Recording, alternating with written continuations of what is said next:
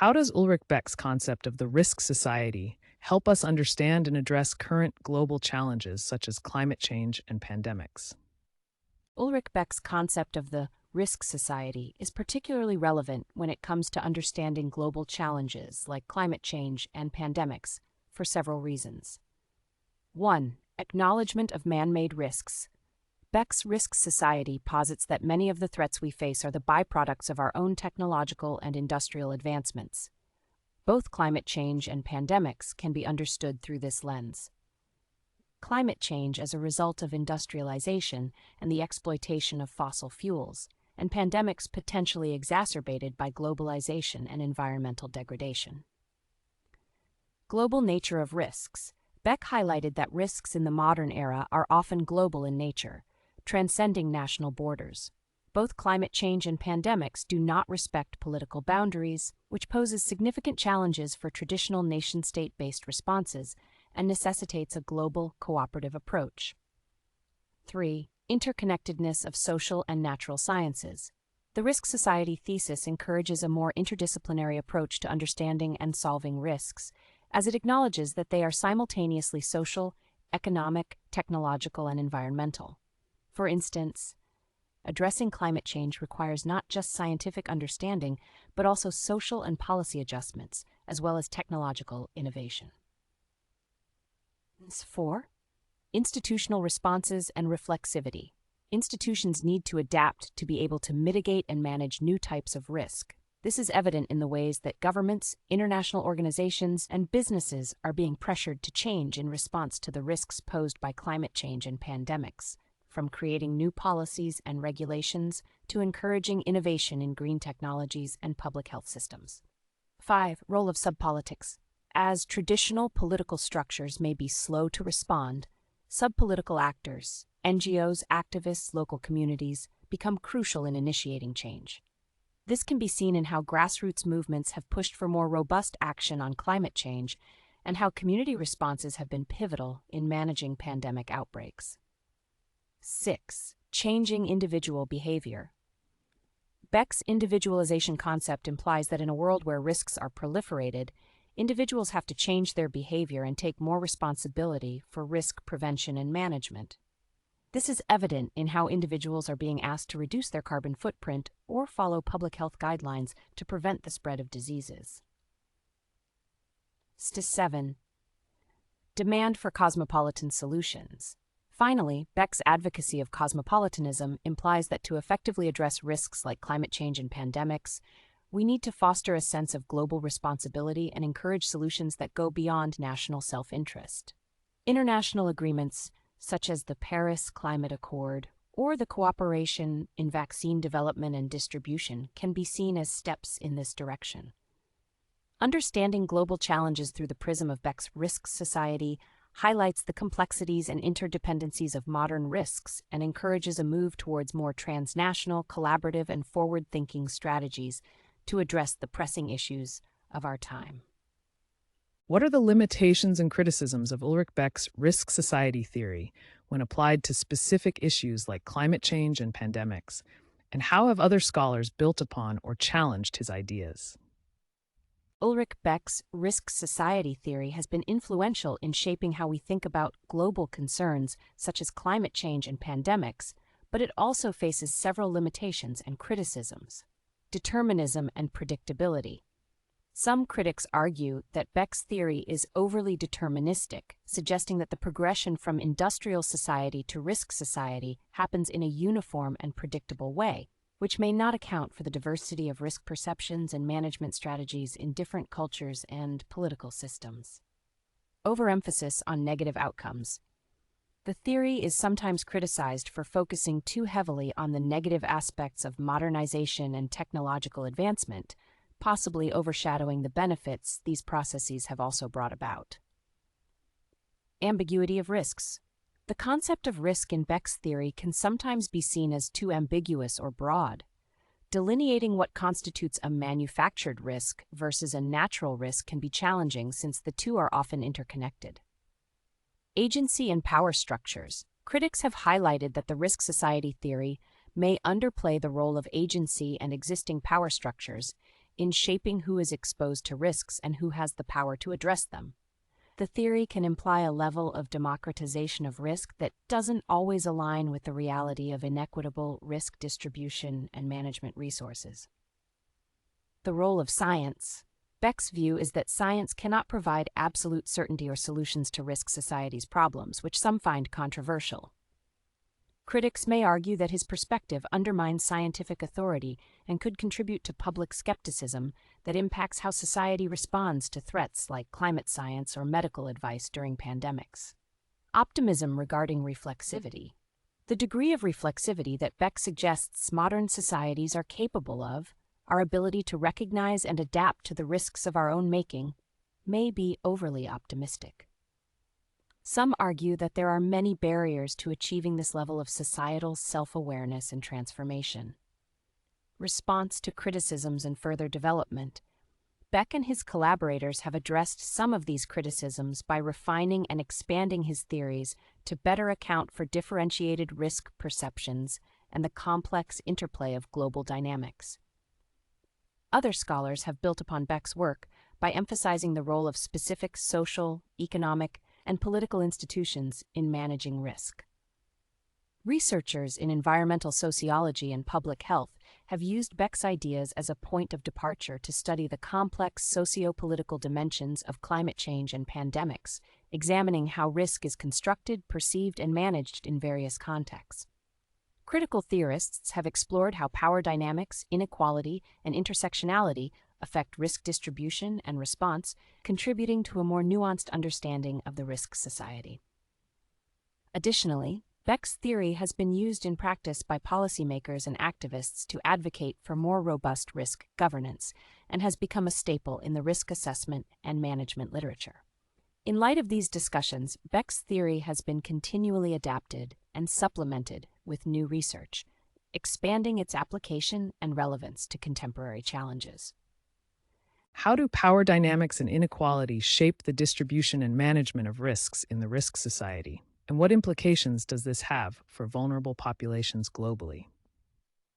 Power dynamics and inequality critically shape both the distribution of risks and the capacity for risk management within Ulrich Beck's framework of the risk society. These factors have significant implications for vulnerable populations around the world. Asymmetrical risk distribution. Power and wealth highly influence who is exposed to risks and who is shielded from them. Vulnerable populations often bear the brunt of risks, like environmental degradation, climate change, or health crises, generated by the activities of more powerful and wealthier groups or nations. This asymmetry can magnify existing inequalities. 2.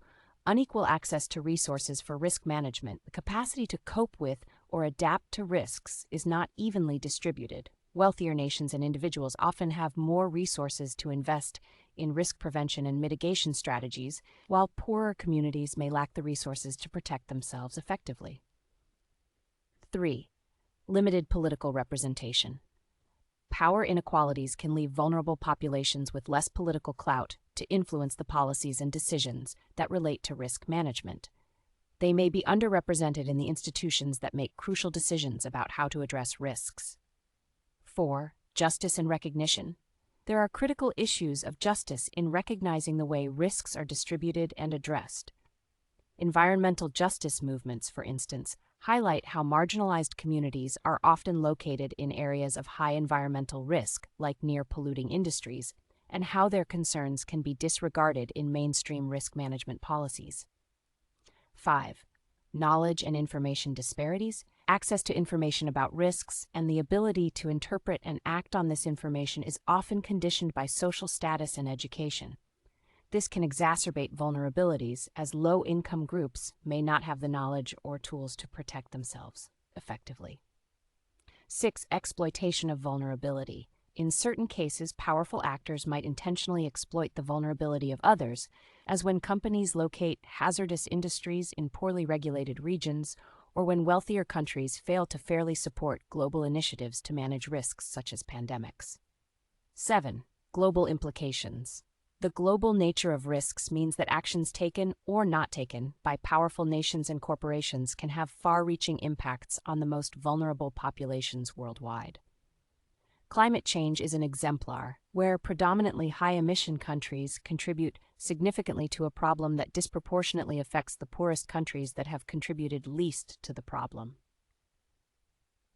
8. Resilience and adaptation strategies. The different levels of resilience between social groups bring additional layers of complexity to risk management.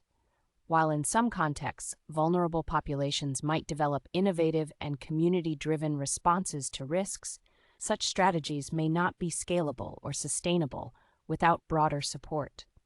Understanding the role of power dynamics and inequality in shaping experiences of risk is crucial for creating equitable and effective risk management strategies, and it calls for a closer analysis of institutional practices, policy decisions, and social movements aimed at rebalancing the scales of justice within the risk society. It also points towards the necessity of global cooperation that foregrounds the needs and voices of vulnerable populations in addressing shared risks. What are some examples of community-driven responses to risks in vulnerable populations?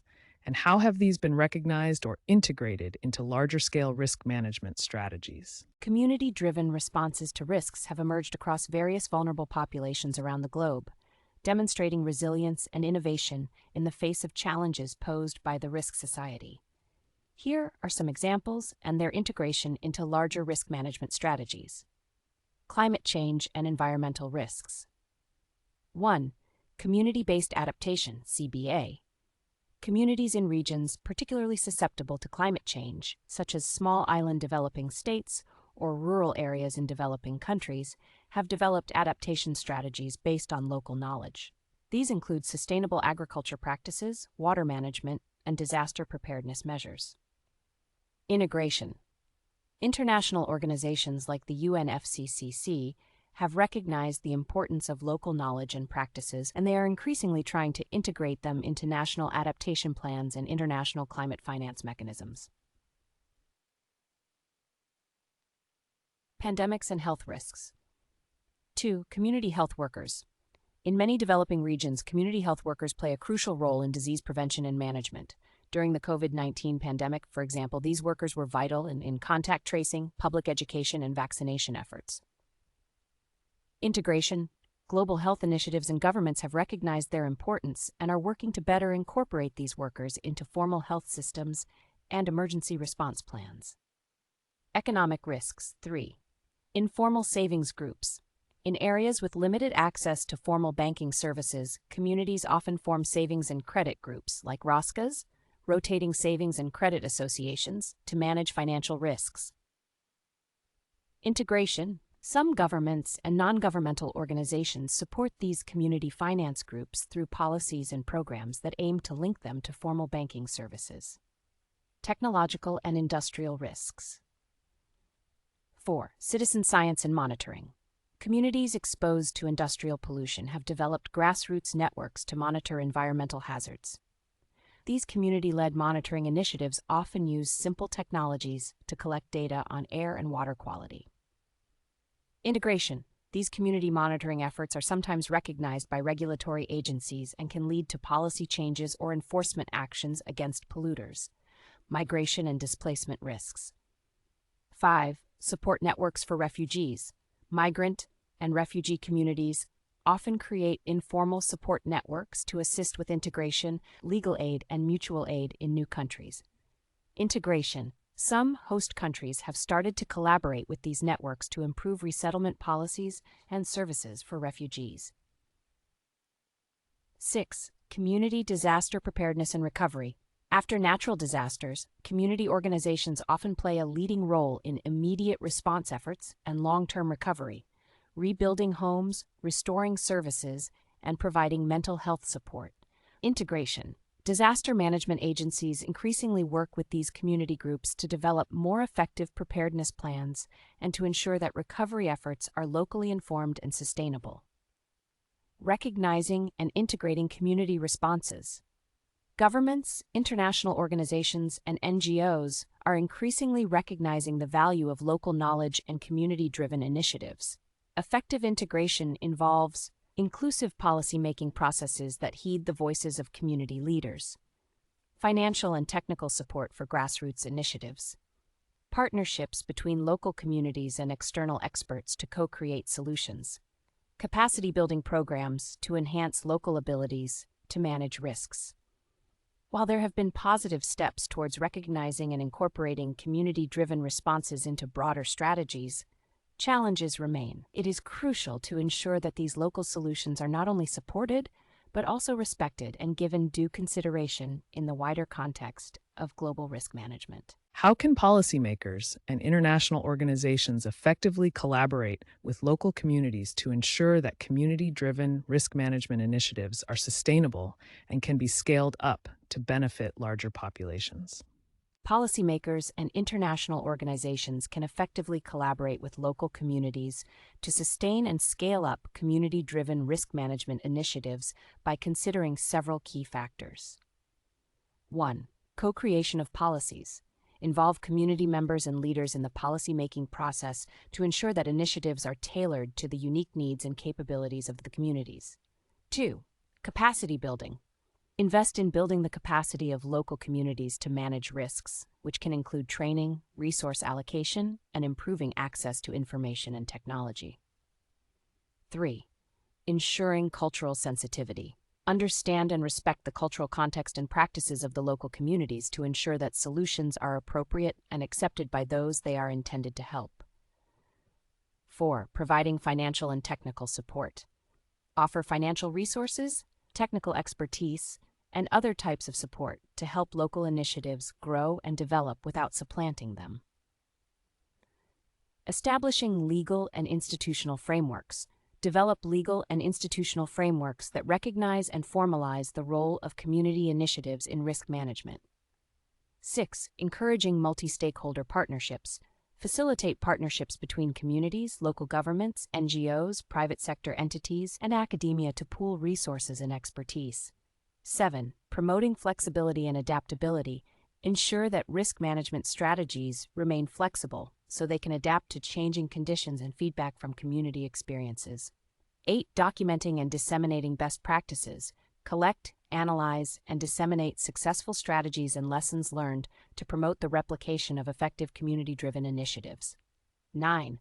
Monitoring, evaluation, and feedback. Regularly monitor and evaluate the effectiveness of initiatives, incorporating feedback from communities to improve and adjust programs. 10. Encouraging local ownership and empowerment. Empower communities to take ownership of the initiatives to enhance the sustainability of these programs. By engaging communities as equal partners, recognizing local knowledge and practices, and providing them with the necessary support and resources, policymakers and international organizations can foster more effective and sustainable risk management strategies that have the potential to be scaled up and benefit larger populations.